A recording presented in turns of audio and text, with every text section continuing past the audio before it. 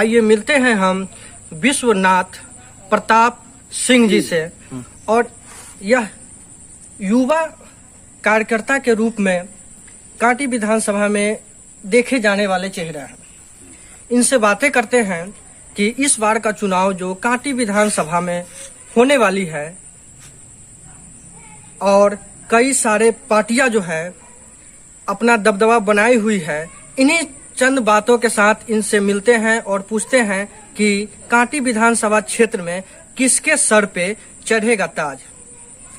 प्रताप जी, आप बताइएगा कांटी विधानसभा में किसके सर पे आप देखना चाहते हैं ताज?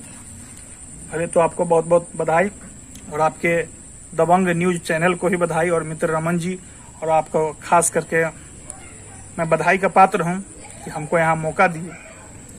देखिए, प्रश्न इस बार के विधानसभा चुनाव में दो तरह का निकल कर सामने आ रहा है। एक तो कोरोना काल से पूरा बिहार जूझ रहा था।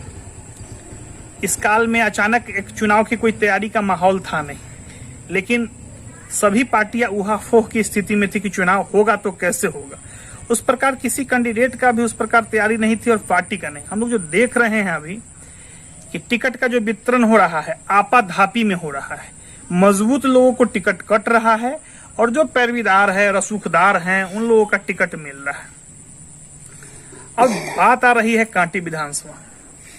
कांटी विधानसभा पुनः 15 साल पुरानी स्थिति में हालात में आके खड़ा हो चुका है।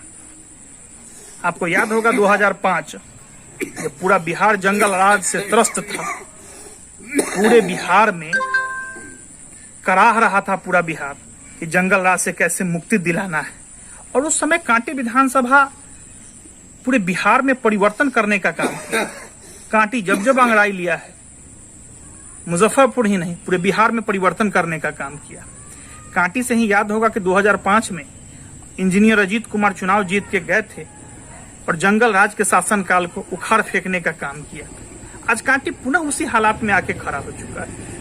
हम आपको बताना चाहेंगे कि कांटी विधानसभा ही 2005 में नीतीश कुमार को मुख्यमंत्री बनाने का काम किया था। आज कांटी विधानसभा फिर वही स्थिति में खड़ा है कि यहाँ पर भारी मतों से इंजीनियर अजीत कुमार चुनाव जीत के जाएंगे। भारी मतों से चुनाव जीत कर जाएंगे और बिहार में पुनः नया मुख्यमंत्री बनाने का काम इंजीनियर अजीत कुमार करने का काम करेंगे। गजब टाइप का जन सैलाब उनके उमड़ा है। वो आदमी कभी क्षेत्र छोड़ के नहीं गया है, लगातार क्षेत्र में बना हुआ व्यापक जनसमूह था। आज हमने नामांकन पत्र में उनके कार्यक्रम में जाने का काम किया। हम देखे हैं अपार जन सैलाब उमड़ा था। तो इससे स्पष्ट हमको होता है कि कांटी में इंजीनियर अजीत कुमार काफी मतों से जीतेंगे। यहाँ पर देखिए, हम आपको बताना चाहेंगे कि यहाँ ध्रुवीकरण की राजनीति होती है। एक पार्ट में कोई न कोई हर समय मुसलमान समाज के लोग रहा करते हैं चुनाव, और एक तरफ से 15 वर्षों से 20 साल से इंजीनियर अजीत कुमार एक पार्ट रहते हैं। आप देखिए 1995 में मुफ्ती मोहम्मद कासिम चुनाव जीते थे, रनर इंजीनियर अजीत कुमार थे। फिर सन 2000 का याद कीजिए आप, इंजीनियर अजीत कुमार रनर थे और एक तरफ से आपको गुलाम जिलानी वारसी थे। सन 2005 का चुनाव देखिए, इंजीनियर अजीत कुमार विनर थे, मोहम्मद जमाल रनर थे। फिर 2005 के अक्टूबर का चुनाव देखिए, इंजीनियर अजीत कुमार विनर थे और मोहम्मद हैदर आजाद रनर कैंडिडेट थे। फिर सन 2010 में देखिए, engineer Ajit Kumar winner candidate थे और मोहम्मद इसराइल साहब जो इसी पंचायत के, हमारे ही पंचायत के रहने वाले थे, वो रनर कैंडिडेट थे। फिर सन 2005 का भी यही स्थिति हुआ। तो लगातार 15-20 वर्षों से इंजीनियर अजीत कुमार के इर्द गिर्द ही कांटी की राजनीति घूमती आ रही है। तो इस बार ये स्पष्ट है कि इंजीनियर अजीत कुमार भारी वोट से कांटी से चुनाव जीत के जाएंगे।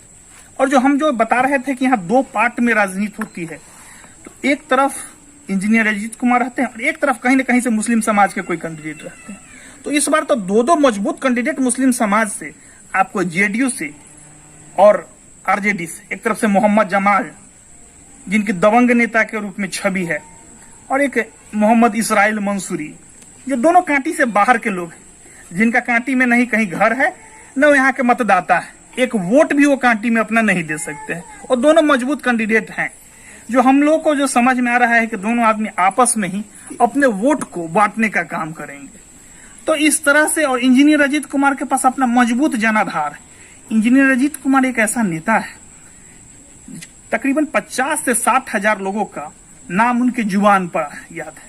50 हजार लोगों को बाई नेम बुलाते हैं। ऐसा नेता आज तक हमने पूरे बिहार में कहीं नहीं देखा। मैं एक बड़े पार्टी का अधिकारी हूं, हमको पूरा बिहार घूमने का मौका मिलता है, हम पूरे बिहार घूमे। ऐसा नेता हमने कभी देखने का काम नहीं किया। मैं आपसे यह जानना चाहता हूं कि पिछले चुनाव में चंद वोटों से उन्हें हार का सामना करना पड़ा, उनसे क्या कमियां रह गई, इसके बारे में थोड़ा मेरे जनता को बताइए। देखिए, इंजीनियर अजीत कुमार जी 3 चुनाव लगातार चुनाव जीते हैं। बिहार में एक संघ की ओर से एक एजेंडा चला कि आपको जो है आरक्षण में संशोधन का, और संशोधन में बिहार में पूरे एक हवा बनाया। इंजीनियर अजीत कुमार जी भी एनडीए के पार्ट थे, हम पार्टी से पिछले बार चुनाव लड़ रहे थे। उसका भी कुछ माकूल असर यहाँ देखने को मिला, और उसी से चंद वोटों से मोहन भागवत ने एक बार बयान दिए थे, संघ प्रमुख जो मोहन भागवत जी है, कि आरक्षण में संशोधन की आवश्यकता है। तो लालू जी वहां पर से नारा दिए कि आरक्षण हटाने का काम कर रही है भारतीय जनता पार्टी, आरक्षण हटाने का काम। इसी का असर जो है सो आपको कांटी में भी उसका असर पूरे बिहार में बहा, जिसमें कम कम वोटों से 1000, 2000, 3000 वोटों से तकरीबन भारतीय जनता पार्टी के 60 कैंडिडेट चुनाव हार गए। उसी का असर कांटी में भी देखने को मिला, और बड़ी कम अंतर से इंजीनियर अजीत कुमार जी बेचारे चुनाव हार गए। मैं आपसे यह भी जानना चाहता हूं कि अगर इंजीनियर अजीत कुमार इस बार के चुनाव जीतते हैं तो आप उनसे क्या अपेक्षाएं रखते हैं? इंजीनियर अजीत कुमार एक ऐसा नेता है जो सोते भी हैं तो कांटी के विकास का सपना लेके सोते हैं, और जगते भी हैं तो कांटी के विकास का सपना लेके जगते हैं। हम आपको बताना चाहते हैं कि कांटी में थर्मल पावर प्लांट बंद हो चुका था। Thermal power plant engineer Ajit Kumar ji सन 2010 के जनसभा में कांटी के रातल मैदान में उन्होंने कहने का काम किए, मुख्यमंत्री जी हमको मंत्री बनाइए या नाम नहीं बनाइए, कांटी थर्मल पावर से धुआं निकलना चाहिए, और वो मंत्री पद को लात मारे, लेकिन कांटी थर्मल पावर को शुरुआत करे। और एक और आपको अजूबा चीज मैं बताने जा रहा हूं। एक विधायक के पास कम क्षमता होती है जो रोजी रोजगार आपको दिला सके, लेकिन engineer Ajit Kumar Kanti thermal power plant में 15 से 20 हजार नौजवान क्षेत्र के लोगों का काम करने के। इनसे बातें हुई, इनका कहना है कि कांटी विधानसभा का एक ही विकल्प है जो इंजीनियर अजीत कुमार जी हैं, और इस कांटी का उद्धार वही कर सकते हैं। और मैं यह भी जानने का कोशिश करता हूं कि किस प्रकार कांटी में वो विकास करने के कार्य में अपना दमखम रखते हैं। देखिए, जब आप क्षेत्र में मजबूत नेता आपके यहाँ चुनाव लड़ेंगे तो निश्चित है कि वो पटना से कहीं न कहीं से फंड, स्पेशल फंड लाया करते हैं। याद कीजिए, जब रघुवंश बाबू यहाँ ग्रामीण विकास मंत्री हुए तो गली गली सड़कों का जाल बिछाने का काम किए थे। उसी तरह हमारे नेता इंजीनियर अजीत कुमार जी ने, हम लोग को याद है कि जिला में 13 पानी टंकी आया था। इंजीनियर अजीत कुमार जी 9 पानी टंकी कांटी में लाने का काम किए थे। याद कीजिए, अभी हाल के दिनों में नीतीश जी महुआ में आपको मेडिकल कॉलेज का स्थापना किए थे। तेज प्रताप यादव अगर विधायक नहीं रहता तो क्या आप समझ रहे हैं कि महुआ जैसे सुदूर इलाकों में आपको मेडिकल कॉलेज का स्थापना हो पाता? क्या कच्ची दरगाह में तेजस्वी प्रसाद यादव अगर विधायक नहीं होता तो कच्ची दरगाह में आपको 6 लेन का पुल बनता? नहीं बनता। इसलिए बड़े नेता का क्षेत्र से चुनाव जीत के जाना क्षेत्र की जनता और क्षेत्र के विकास के लिए काफी आवश्यक है। बड़े नेता चुनाव जीत के जाते हैं तो डेवलपमेंट होता है, वो पटना से स्पेशल फंड लाते हैं, पैकेज लाते हैं, जिला में काम कराते हैं। वैसा इसलिए अजीत कुमार बड़े नेता है, उनके पास विजन है, उनके पास विजन है डेवलपमेंट का। और आप जैसे बिहार में भी माहौल देख रहे हैं, सभी पार्टी जो है अपना कैंडिडेट जत्र तत्र इसी प्रकार देते जा रही है। इस परिस्थिति में किसी भी गठबंधन को स्पष्ट बहुमत नहीं आने जा रहा है और बिहार से 25 से 30 निर्दलीय विधायक आपको चुनाव जीत के जाएंगे इस बार, जिसमें आपके कांटी से भी इंजीनियर अजीत कुमार जी भारी वोट से चुनाव जीत के जाएंगे और बिहार की तस्वीर और तकदीर लिखने का काम इंजीनियर अजीत कुमार करेंगे। अभी बेरोजगारी जो समस्या है वो पूरे बिहार को दीमक की तरह खाया जा रहा है। इस विषय में आप क्या कहना चाहते हैं? बेरोजगारी एक बड़ी समस्या है। आजादी से पहले का बिहार देखेंगे तो हमारे पास काफी डेवलपमेंट की चीज। हमारे यहाँ बगल में मोतीपुर चीनी मिल थी। जौहर साहब का दिन है कि बॉम्बे में, के पुणे में और मुजफ्फरपुर में, के बेला में दोनों जगह दवा का कारखाना एक समय लगा। यहाँ पर आईडीपीएल और बॉम्बे के पुणे में दवा का कारखाना लगा। आज हमारे पास सारे कारखाने बंद पड़े हुए हैं। हमारे पास बंद पड़े हुए, मोतीपुर चीनी मिल बंद पड़ा हुआ है। अगर इन सबको खोल दिया जाए तो रोजी रोजगार का काफी संसाधन हमारे पास है, प्रचुर मात्रा में है काफी संसाधन। वैसे संसाधनों से हमारे नौजवान जो आज बाहर जाके दर दर भटक के खा रहे हैं और गालियां खाने का काम कर रहे हैं, जब वो दर्दनाक सीन देखते जब लॉकडाउन के दौरान कि 4 महीने 5 महीने के छोटे बच्चों को लोग कंधे पर बैठा के भूखे नंगे पांव 1600 किलोमीटर 1700 किलोमीटर दिल्ली, राजस्थान, हरियाणा, गुड़गांव से लोग पैदल आए अपने घर और फिर बेचारे अपने जीवन को ताक पर रख कर और पुनः बेचारे रोजी रोटी के तलाश में सभी लोग बाहर पलायन कर रहे हैं। आप जाइए दृश्य देखिए, यहाँ बस स्टैंड से लेकर रेलवे स्टेशन से लेकर सभी जगहों पर आपको दर्द समझ में आएगा कि रोजी रोटी के तलाश में। तो हम मान रहे हैं कि यहाँ पर डेवलपमेंट का काम नहीं हुआ है।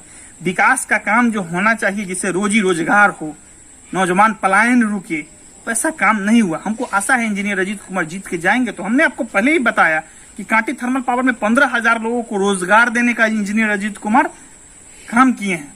और हम आपको बताना चाहेंगे, इंजीनियर अजीत कुमार विधानसभा में प्रश्न भी उठाए थे कि बीरपुर और साइन के बीच में हम लोग के पास काफी भूभाग है, वहां पर एक चीनी मिल का स्थापना किया जाए।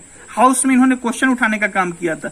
हम लोग आशा करते हैं कि चुनाव जीतेंगे, कुछ इस प्रकार का बड़ा चीज उद्योग लाएंगे जहां कांटी के नौजवानों को विकास रोजगार के लिए कहीं बाहर जाने की आवश्यकता नहीं पड़ेगी। जीवन बसर करने के लिए एक और समस्या होती है स्वास्थ्य शिक्षा। इस पर आपकी क्या विचारधारा है?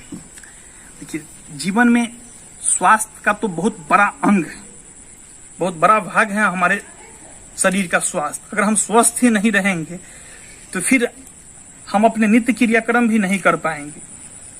तो स्वास्थ्य के लिए यहाँ पर व्यवस्था बहुत ही नदारद है। बिहार में स्वास्थ्य की स्थिति बहुत अच्छी नहीं है। किसी भी हॉस्पिटल में प्रवेश कीजिएगा, आपको महकता हुआ हॉस्पिटल आपको नजर आएगा। जो दवा आता है सब सप्लाई का दवा आता है, सारे गुणवत्तापूर्ण दवा नहीं आती, जिससे हमारे गरीब भाई बंधु जो है सो आपको इलाज सही से कर। इसलिए इसमें काफी सुधार की जरूरत है और बदलाव की जरूरत है। शिक्षा के विषय में कुछ बताइए। शिक्षा में बिहार का स्तर काफी गिरा हुआ है।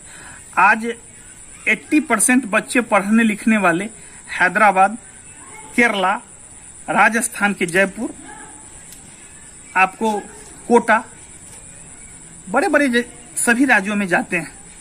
बिहार के ही बच्चे अधिक होते हैं। इसलिए हमारे यहाँ पढ़ाई की वैसी कोई व्यवस्था नहीं, वैसा मूलभूत नहीं, इंजीनियरिंग कॉलेज है न मेडिकल कॉलेज है। इसलिए यहाँ पर आपको शिक्षा में सुधार की आमूल चूक परिवर्तन करने का बिहार में काम है। शिक्षा एक ऐसी समस्या है, बिना शिक्षा को ज्ञान नहीं होता है। इसी बातें को लेकर अभी हम इनसे बातें किए हैं और ये बताए हैं। और मैं यह जानना चाहता हूं कि शिक्षा और स्वास्थ्य में जो हमारा राज्य जो पिछड़ा हुआ है, इसका जिम्मेवार कौन है? कहीं न कहीं तो हम लोग राज्य के मुखिया को ही दोषी मानेंगे। जब राज्य में नीतीश जी को 15 वर्षों तक काम करने का मौका मिला और वो शिक्षा में व्यवस्थित नहीं कर पाए, 5 साल तो उनका डेवलपमेंट 2005 से 10 तक दिखा, लोगों को एक परिवर्तन दिखा। लेकिन 10 के बाद जो भारतीय जनता पार्टी से जो उनका गठबंधन टूटा, उसके बाद वो फिर जातीय समीकरण की राजनीति में वो लग गए। 2010 से पहले नीतीश कुमार जी विकास पुरुष थे, इसमें कहीं से शक शंका की बात नहीं। लेकिन उसके बाद हमको लगता है अपने समस्या को डेवलपमेंट का विषय छोड़ के अपना सामाजिक सोशल इंजीनियरिंग का फॉर्मूला तय करने में वो लग गए। आपसे यह भी जानना चाहेंगे कि इस बार का चुनाव में आप राज्य में किसकी सरकार देखना चाहते हैं? देखिए, मैं मूल रूप से भाजपाई हूं। हम निश्चित तौर पर चाहेंगे कि भारतीय जनता पार्टी बिहार में शासन करे, लेकिन जिस प्रकार से भारतीय जनता पार्टी नीतीश कुमार का पिछलग्गू बन गए, वैसा हम स्वाभिमानी हम लोग हैं। मैं संघ का कार्यकर्ता हूं, मैं स्वाभिमानी व्यक्ति हूं। मैं वैसा भारतीय जनता पार्टी बिहार में नहीं देखना चाहता हूं जो नीतीश कुमार के पीछे दोनों हाथ को दबाए बैठे हुए। बिहार भाजपा भी गुटबाजी के दौर में गुजर रहा है, जो भारतीय जनता पार्टी के सेहत के लिए सही नहीं है। आज जो मुकेश सहनी को जो टिकट, आप 11 टिकट जो देख रहे हैं मिला हुआ है, जो 5 टिकट के भी मुकेश सहनी हकदार नहीं है, उनको 11 टिकट मिला है, वो भारतीय जनता पार्टी के आपसी गुटबाजी का कारण है कि जो आप 11 टिकट उनको देख रहे हैं। कहीं ना कहीं भारतीय जनता पार्टी दोराहे पर खड़ा है। एक तरफ सुशील मोदी जी को कुछ लोग लगे हुए हैं पद से हटाना, कुछ नए लोग चाह रहे हैं उस पर बनना। इसी के कारण बिहार में उथल पुथल का दौर देख रहे हैं और सारी सीटों पर असमंजस की स्थिति जो यही प्रकार। आपके मुजफ्फरपुर जिला में जीता हुआ बोचहा सीट, बेबी कुमारी, गरीब का बेटी, दलित का बेटी, उसका सीट काट दिया गया। कितना बड़ा अन्याय हुआ। भारतीय जनता पार्टी के प्रदेश उपाध्यक्ष डॉक्टर राजू कुमार सिंह राजू काफी वोट से चुनाव जीतेंगे इस बार भी, वो उनका सीट काट दिया गया। जो भारतीय जनता पार्टी के जीता हुआ सीट था, वैसे सीटों को काट देने का काम किए हैं। दो भारतीय जनता पार्टी दोनों सीट इस बार जीत रही थी, जीता हुआ सीट भारतीय जनता पार्टी गंवाने का काम किया है, जो भारतीय जनता पार्टी के लिए, भविष्य के लिए शुभ का प्रतीक नहीं है। ये आत्मघाती कदम है मुकेश सहनी को 11 सीट देकर। इनका कहना है कि 11 सीट का जो बंटवारा हुआ है, इसमें कहीं न कहीं सरकार चूक गई है और चूकने का काम की है। और इन्हीं सवालों और जवाबों के साथ मैं बच्चू कुमार, दबंग न्यूज। जय हिंद, जय भारत।